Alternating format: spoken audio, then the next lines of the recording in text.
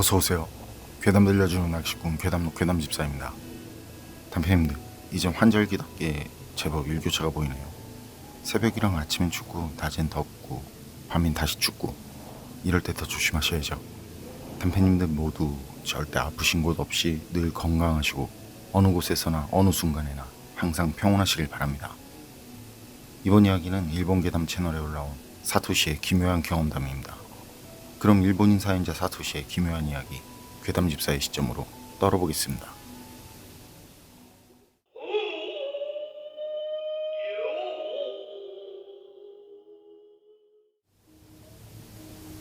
제가 소름 돋는 오싹한 얘기 하나 해드릴게요.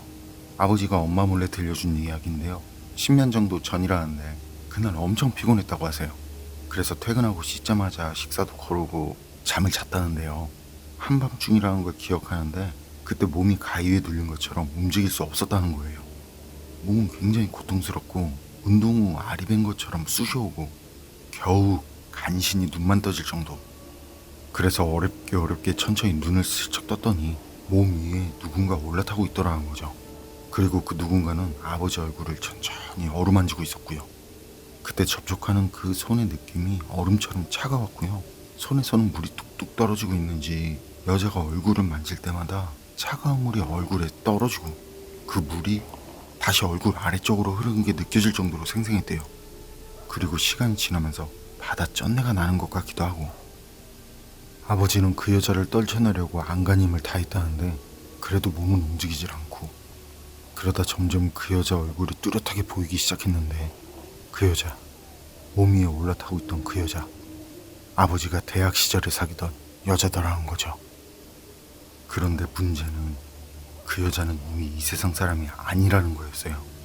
여자는 이미 오래전에 아버지와 헤어진 뒤에 얼마 지나지 않아서 바다에서 사고로 죽은 사람이었다는 거죠. 그래서 그때 그 여자를 보면서 아직도 나를 원망하고 있는 건가 하는 생각이 들었는데, 그때 여자가 아버지 뱃속에 손을 집어넣고는 막 빠르게 속을 헤집듯이 움직이더래요. 그리고 그와 동시에 아버지는 엄청난 고통을 느꼈고요. 아버지는 그렇게 그 여자가 뱃속을 헤집는 모습을 누운 채로 그대로 다 봐야 했고요. 너무 고통스러워서 짧게 비명이 터지던 그 순간이 있었는데 그때부터 몸을 움직일 수 있었다고 그래요. 그리고 고통에 눈을 감았다 떠보니까 여자는 온데간데 없었고요. 하지만 좀 전에 느꼈던 고통보다 더 심한 격통이 남아있었고요. 그런데 그 고통이 아침이 됐는데도 사라지질 않더래요. 통증이 계속되고, 그래서 일단 급한 대로 약을 먹어도 듣지 않고 결국 병원에 가서 진료를 받고, 그런데 병원에서는 큰 문제가 없는 것 같다고 말하면서 약만 지어주고 어찌어찌 그날 하루를 넘겼어요. 그런데 말이죠, 그 여자가 그때부터 계속 나타나더라는 거예요. 잠만 들면. 그 다음 날도 또 그 다음 날도. 그 여자가 나타난 뒤부턴 처음 겪은 그런 경험을 똑같이 겪게 됐는데, 다른 점이라면 여자가 배에 손을 집어넣고 움직일 때 하루하루가 지날수록 그 고통이 더 심해지더라는 거예요. 아버진 통증과 수면 부족으로 회사에 출근을 한 뒤에도 업무에 집중하지 못하고 실수연발. 평소 아버지는 나름 인정을 받던 직원이었는데 다른 때랑 다르게 그러고 있으니까, 게다가 식은땀에 와이셔츠까지 다 젖었다고 그래요. 그런 모습을 보니까 직장 상사가 왜 그러냐면서 많이 아픈 것 같으니까 지금 바로 병원에 다녀오라고. 그래서 쫓겨나듯이 조퇴를 당하고 마지못해서 회사 앞에 있는 좀 더 큰 병원에 갔다 오래요. 아버지는 이전부터 등과 배에 통증이 있어서요. 앉아서 일하는 사무직이다 보니까 그저 단순히 요통이 심해진 거라고 생각했다고 그렇게 말씀하시더라고요. 그래서 정형외과 진료를 받았는데요. 정형외과 의사도 처음에 요통일 거라는 말을 했다네요. 그런데 그때 의사가 나이가 좀 있으신 분이셨는데 잡담하기를 좋아하는 타입이셨다고 그래요. 그래서 이런저런 말을 하다 꿈일지도 모르겠지만 이런 말로 시작해서 여자 귀신이 뱃속을 헤집고 난 다음부터 그 뒤로 심해졌다라는 말까지 하니까, 그때 의사가 그런 건 뭔가의 전조일지도 모르니까 만일을 위해서 복부 쪽도 검사해보는 게 좋을 것 같다고 권유하더라는 거죠.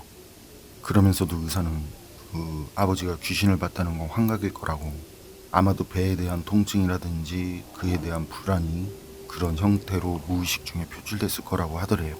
자신도 모르게 자신이 만들어낸 그 환각일 거라는 거죠. 아버지는 의사 말을 듣고 뭐 그럴 수도 있겠다라고 생각했고요. 혹시 모르니까 하는 의사 말을 따라서 내과 진료까지 받았다는데요. 아버지가 내과 의사한테 경위를 설명했더니 아버지 말을 들은 의사는 귀신이라고 하셨습니까 하면서 쓴웃음을 지으면서도 안심할 수 있게 MRI라도 찍어볼까요 하더래요. 그리고 그렇게 아버지는 MRI를 찍게 됐고요. 그런데 MRI를 찍어보니까 췌장에 검은 물체가 발견됐고요. 그걸 본 내과 의사는 좀 더 자세히 살펴볼 필요가 있다면서 전문 치료가 가능한 병원을 소개해줘서 즉시 그 병원에 가서 몇 가지 검사를 더 받아보게 됐는데요. 초기 췌장암이라는 검사 결과가 나온 거예요.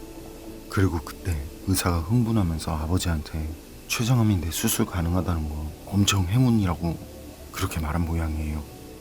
실제 췌장암은 자각 증상이 없기 때문에 꽤 악화되고 나서야 발견되는 일이 다반사라는 걸 아버지도 그 뒤에 알게 됐다고 하고요. 그리고 그게 엄청난 행운이라는 걸 알게 된 아버지도 그때 약간 흥분된 어조로 정형외과 의사 얘기부터 해서 거기까지 검사를 받으러 오게 된 거라고 말을 했다는데요. 그때 아버지 말을 들은 의사가 하는 말이 암 초기 단계에서 통증이 그렇게 심할 거라고 생각할 수 없기 때문에 그 정형외과 의사의 판단이 탁월했다고, 그리고 다시 한번 운이 정말 엄청 좋았다고 하더래요. 참고로 그땐 귀신 얘기는 하지 않았다고 하시고요. 결국 아버지는 췌장암을 완전히 적출할 수 있었어요. 그리고 이후엔 전이도 없었고요. 인슐린 주사를 계속 맞아야 하지만 현재도 건강히 생활하고 있으세요.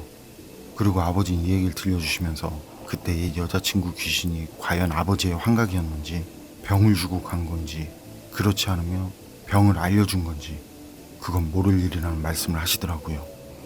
하지만 이런 얘기를 엄마한테는 평생 말하지 말라고 그렇게 제게 당부를 하시면서 들려준 이야기입니다.